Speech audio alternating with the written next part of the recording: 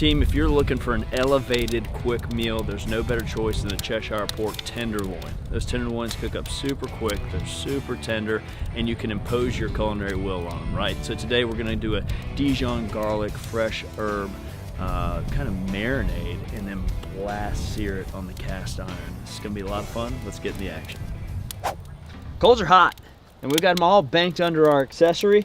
I'm not worried about internal temperature on this grill, so I'm not gonna say 350, 500, whatever. It's lit up. We've got all our charcoal lit underneath our accessory, and we're gonna blast sear. We might close the lid for a couple seconds, but don't worry about it. Just light your fire, bank it all over there, and let's get to cooking. So I do love Cheshire pork. You know, it's interesting to me that pork isn't graded like beef. You know, you don't have your prime, choice, and select because I'll be honest with you, not all pork is created equally. And these folks at Cheshire Pork have been laying down the genetics for generations. I mean, this pork is not like any other I've ever had, and I absolutely love it. So I'm gonna trim it up just a little bit. You know, some of this fat is not a bad thing to leave on there, but I do want to take off a little bit of this elastin because it just doesn't break down. It's a wind rolling through. And notice you just take your knife and go right under it and then trace it out. And you don't need to get all of it, but stuff like that. All right, let's talk about the glaze or the marinade we're gonna make for this now. Come on over here and look at these ingredients. Garlic going in, Dijon, and Dijon and pork are a match made in heaven. I love it.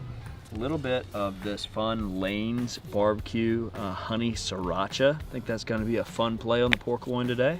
And while we've got it open, let's go ahead and season our tenderloins. Some fresh herbs. We've got sage, fresh thyme, and I thought we had some rosemary, but there it is. Hey! Snuck her in there. What to say?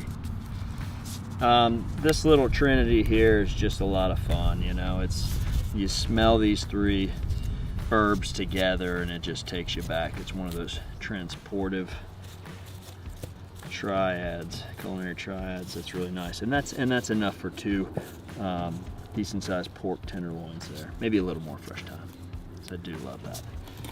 All right, just a little rough chop here. Throw it right in. A little bit of olive oil there, and that's it. Use our hand and kind of mix everything around on the bottom of this container. We're looking for that almost mayonnaise thickness.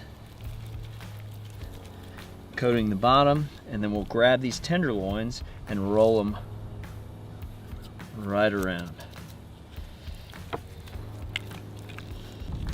About 10 minutes of marination, and we're ready to go on our cast iron. That is an even coating on both tenderloins, and we're gonna let that marinate for 10 minutes. Our grill's up to temperature, so really we're just waiting on these to get to that peak moment where we can throw them on the grill and get that caramelization for everything we just put on the outside.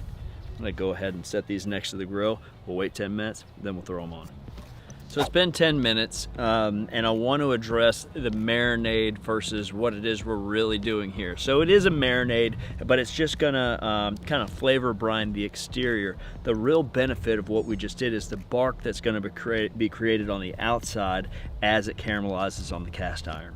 I'm gonna oil a towel and just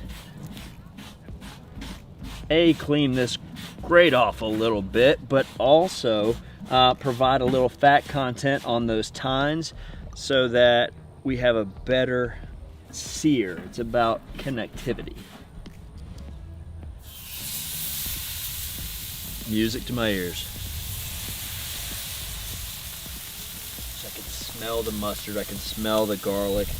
I'm sure the herbs are close to follow. So let's take a little sneak peek and talk about when is the appropriate time to flip and when is not the appropriate time to flip If it feels like it's sticking, it's not the appropriate time to flip, okay? There's a lot of moisture on the outside. Let's take a look. Little caramelization there. That's not bad. I want a little more color though. Let's check this other one out. See how it's pulling a little bit? The caramelization is just not quite gotten to the point where we're ready to take it off, and it's almost like a non-stick kind of deal. So it's telling us, leave it there, we're on track, everything's happening the way it should be, but we just gotta relax a little bit, okay? I'm doing great. Oh yeah. Really nice. That's that caramelization I want to see. You know, Nathan, we were just talking about it. For those of us getting into Kamado style grilling and cooking outdoors, patience is probably one of those big pitfalls for folks. You get so, you know, worked up about, is it time to flip? Is it, when do I do this? When do I do that? I think when you're working with live fire, it's all situational. I mean, we can write a recipe and we can supply a method, but they're all loose guidelines, right? So understanding why things are happening and being a part of the process is so important and so enjoyable. So just take your time with it, you know. When in doubt, you can always have a cutting board here where you can pull things off and think your way through it and then get it back on there. And then the second time you do a recipe, you've got, first time you get your associates, the second time you've got your bachelors, and the third time you do it, you skip straight to the masters, you know. And if you do something 5 times on the grill, honorary doctorate, right? You got it. Now we just flipped these pork tenderloins. I'm gonna go ahead and close the lid now, and we'll finish it lid down. Let's take a look. It's been about 10 minutes. Good caramelization, good caramelization. Perfect opportunity to caramelize. And we've got 2 of them, so we can stand them right up on each other. And I'm sure this one's got the same characteristics. Great caramelization, great caramelization. Needs some sear. They're getting there. Again, this is really technique driven more so than recipes. Don't fall into the trap of doing a recipe so many times that you use the recipe as a crutch. Be a part of the process. Enjoy yourself. Don't stop innovating or playing around with this. That being said, recipe can be found down below.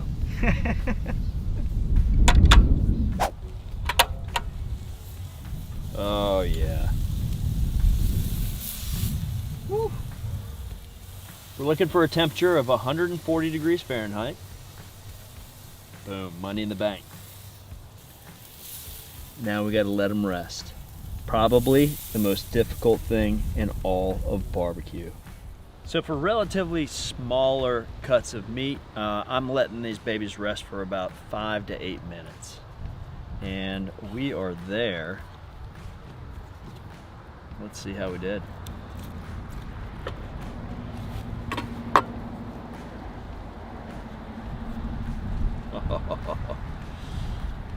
That is beautiful. You know, the possibilities are endless. We could slice these and just put them on the plate. We could make little sliders with them, tacos. I do love a pork tenderloin. You know, we've talked a lot about in this segment about recipes. We're outside. Let's be in the moment. Let's really take advantage of building context to the rest of our culinary lives. Like, you gotta eat, sometimes 3 times a day, sometimes more, sometimes less, but you gotta eat.